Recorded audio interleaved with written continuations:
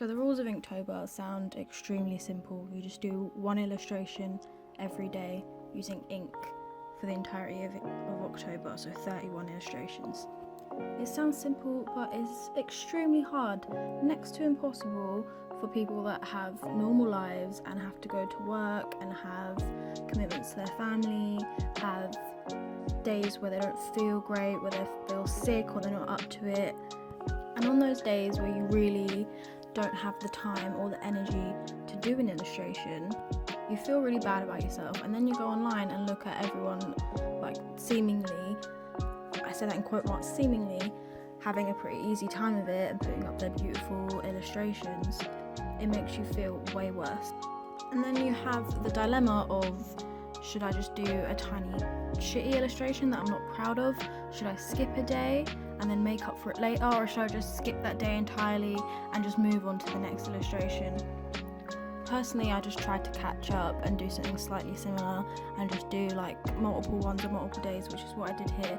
I did 3 illustrations in one day and tried to keep them fairly simple so they wouldn't take too long, each one wouldn't be too long. Because at the end of this challenge, I would really love to have 31 illustrations that I can kind of look back on.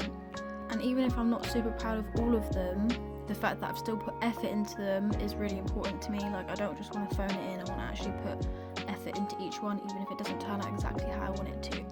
But if I skip days and make up for it later and do multiple days illustrations in one day, and in this case I actually did one ahead of time because I knew I would be busy the next day. So this was to make up for the one I'd missed before, to do one on the day and to do one the next day, which I knew I wouldn't have time for because I had work and then I had to go out after that.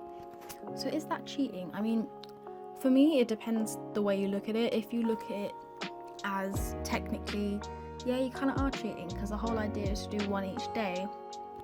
But personally, the way I look at it is, what is the actual point of Inktober, of this challenge? For me, the point is to build habits and consistently draw as much as possible. And even though it's not every day, I still have done an illustration pretty much most of the days. Like, I might have skipped one or not finished one and had to finish that the next day, but I've still been pretty consistent throughout. Almost every single day I've at least planned it or started it or put some sort of time towards Inktober nearly every single day. It's also to improve your skills in ink, which I feel like I've done. I feel like I've gotten more confident with my line work. I feel like I understand ink a little bit better. So that for me is fulfilled. And the third one is to have fun with it, which I definitely have. And I think if I forced myself to do an Inktober when I was feeling frazzled and panicked, I didn't have the time, or I felt really unwell, or I really didn't want to do it, and I was pushing myself and hating myself while I was doing it and not producing something that I felt like I had put an appropriate amount of time and effort and care and love into, then I don't know, I feel like that's going against what I want to achieve from Inktober more than just missing the day and making up for it later. So to conclude, no, I don't think it's cheating. I think as long as you are fairly consistent, you are achieving what you personally want to achieve, which for me is the consistency, is trying to improve myself with ink and is trying to enjoy myself. I feel like I'm fulfilling that. So for me, no, I'm not cheating, and we can't forget that this is a challenge that we set for ourselves. No one's forcing us to do this. No one's there with the rule book over our shoulder saying that's not exactly how you're supposed to do it. So this is a challenge to set yourself. You can set your own rules. I'm setting my own rules, and if I go over October into November, fine. If I skip a day, fine. Like, it's for me. This challenge is for me. It's not for anyone else, although I am sharing it, and I've got a few new Instagram followers, which is nice, but generally it's for me. Okay, so let's go and talk about the actual illustrations in this video. First one, the crystal ball, fairly simple.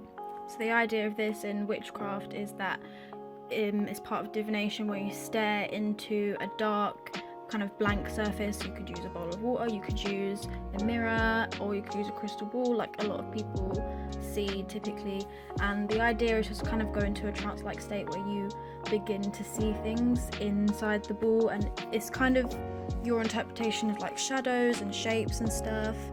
The second one, which we're on now, is the kind of textbooky style of a page on rosemary, which is a very prevalent herb in witchcraft and like herb magic and stuff. Like when through my research, I've heard many times that this herb could be substituted for nearly anything in a spell that involves herbs. So I mean, if you're interested in that, like, this is a really good herb to look into. It's mainly about kind of cleansing and protection and that sort of thing.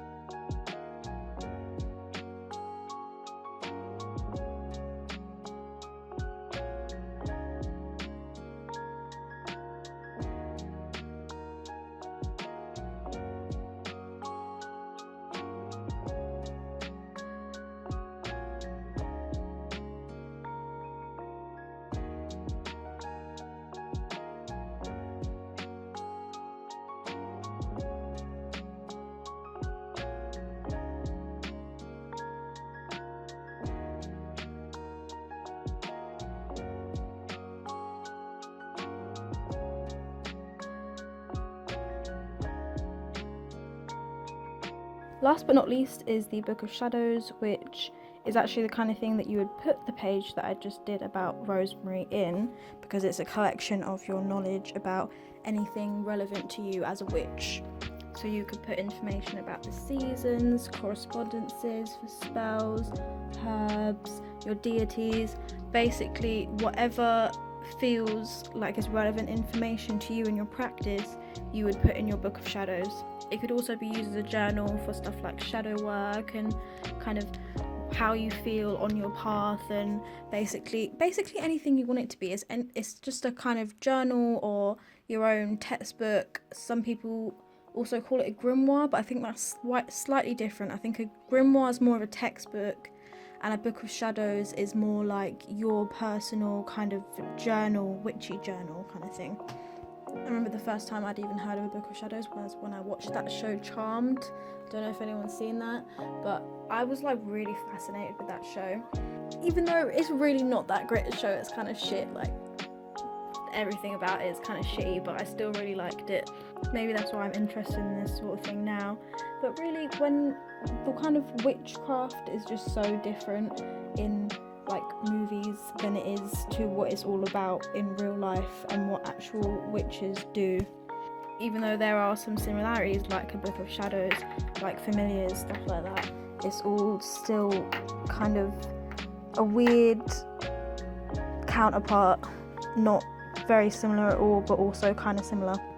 Anyway, I'm rambling now, so I'm gonna head off. I do realise that as I'm recording this, it's the 19th, and these are the 10th, 11th and 12th Inktobers. I am actually caught up, but I really can't be bothered to like catch up on all the videos, so I'm just going to skip right to maybe day 18. I think I'll probably skip to, because that was the one I did recently and the one I actually filmed. So yeah, probably going to skip to day 18, and also was maybe thinking of combining it with just a little bit of info about Pentel, because that's what I made it with. I just made it with a Pentel brush pen. Anywho, I'm actually gonna go now. Alright, see you later. I'm off. Bye bye. See ya.